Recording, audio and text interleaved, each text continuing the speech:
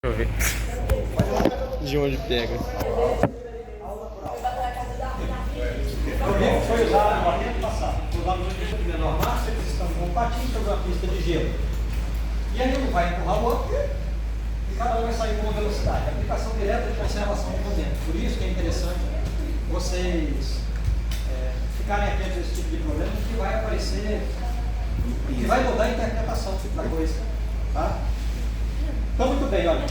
São dois patinadores, um de 60, outro de 40. Inicialmente em repouso, significa que eles estão parados inicialmente sobre a superfície gelada, plana, horizontal. Isso aqui está dizendo para a gente que não tem atrito. Suponha que eles se empurram mutuamente conforme a figura. Se eles vão se empurrar, o nosso antes e depois da conservação de momento vai ser antes e depois do quê? Do empurrão. Se fosse uma colisão de veículos para fim de perícia e acionamento de um seguro, antes e depois da colisão. Né? O jogador chutando uma bola, o basquete arremessando, alguém defendendo um saque de vôlei. As equipes analisam isso como? Antes e depois da colisão. Tá? E aí hoje tem câmera super lenta para ver como é que a bola pegou, não sei o que, né? Esse ano passou pelo Brasil aqui um espetáculo inteiro de círculo de gelo, né? O círculo de Soleil tem divulgação para todo lado aí. Não sei se vocês viram. E esses caras aqui faziam aquelas maluquices que só eles conseguem fazer, né? Botam umas 20 cadeiras em cima da cabeça aqui, aí sobe uma bailarina, ela fica a cabeça para baixo lá em cima e ele com o patinho no gelo.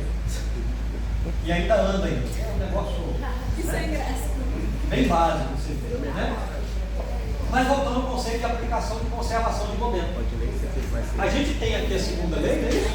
E eu avisei para vocês que o Juiz de Fora gostava dela modificada, eles cumpriram a promessa e trouxeram na forma de impulso. Uma bolinha que caía de uma altura, não sei o quê, uma pedra, sei lá, e interagia 0,2, 0,3 segundos com o chão, né? Um negócio assim. Esse tempo veio para cá, M delta V. Se você tem a velocidade da queda, você tem a massa da bolinha, você tem o tempo de interação, calculado diretamente por essa equação, o valor da força de interação com o Sol. O que é isso aqui? Já vimos, impulso. O que é isso aqui?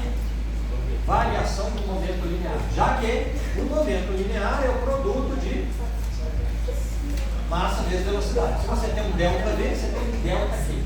Tá? Momento linear ou quantidade de movimento. Beleza? Ok, dá para aplicar essas coisas aqui? Dá, né? Como é que a gente faz?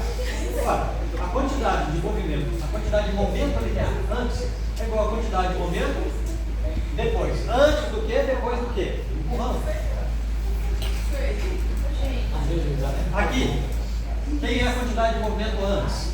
É a massa, vou chamar do menino, vezes a velocidade do menino, mais a massa, vou chamar de esse H maiúsculo aqui, como se fosse uma pessoa adulta, perto dele ali. Massa do menino, velocidade do menino, depois, massa de H, depois, velocidade de H, depois. Opa, desculpa aí. Antes aqui. Existia momento linear antes do empurrão, pessoal? Sim ou não? Existia momento linear antes do empurrão? Sim ou não? Momento linear é isso, antes do empurrão. Para o menino, ele tinha velocidade? E para o adulto, ele tinha velocidade? Então esse cara é zero e esse também. Por quê? Porque eles estavam inicialmente em repouso. Quanto que é a massa do menino? 40 vezes velocidade do menino. O menino vai para a esquerda, não sei o que eu quero. Qual que é a massa do menino? A massa do homem e a velocidade dele? 60 vezes 2, né? Qual vai ser a velocidade do menino? 60 vezes 2, dividido por 40, um sinal negativo, 3 metros por segundo. Como era de se esperar, o menino se deslocando com velocidade um pouco maior, sinal negativo, para a esquerda. Porque o homem foi parar direita, sinal positivo. Veja a cinemática, a gente usa para cima e para a direita, positivo. Para baixo e para a esquerda, negativo. Né? Rodrigo empurra a parede empurra o Rodrigo aqui. Antes do empurrão, qual é o momento? Zero, todo mundo parado. Agora, por que quando eu empurro, só o Rodrigo se move? Porque a parede é infinitamente maior, tem uma massa infinitamente maior que a massa do Rodrigo. Tá? Então, quando esse carinha aqui explode, né, um número muito grande, esse aqui vai se aproximar a zero, 0,00000. Porque na verdade não sai do lugar, porque é muito mais uma deformação que acontece na minha mão do que ela vai se mover. Tem energia suficiente para isso. Colisões de algo compatível, um caminhão que trombar com essa parede, aí sim vai fazer a alteração do momento dela. Né? Mas é um empurrão também. Mas por que a parede não vai para lá se a gente acabou de mostrar que deveria ir? A massa muito maior do que a minha nessa situação. Então você tem que pensar um pouquinho e interpretar essas coisinhas aí. Faz parte de visualização do fenômeno. Tá bom? Em janeiro a gente vai botar uns carrinhos para levitar no colchão de ar, lá no laboratório, e a gente vai tentar, com o uso de computadores e os laserzinhos que a gente tem, mostrar essas colisões perfeitas com vocês. Um carrinho vai bater no outro, o sistema de ímãs gruda, e vocês vão ver a mudança súbita de velocidade para eles. Beleza? Vamos tentar fazer o próximo.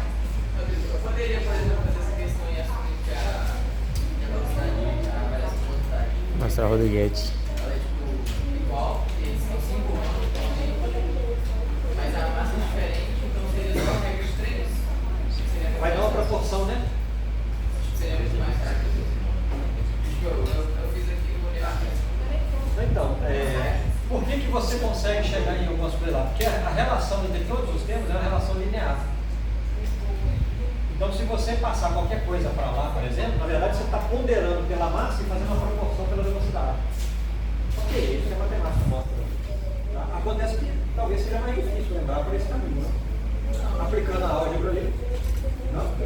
Beleza. Siga.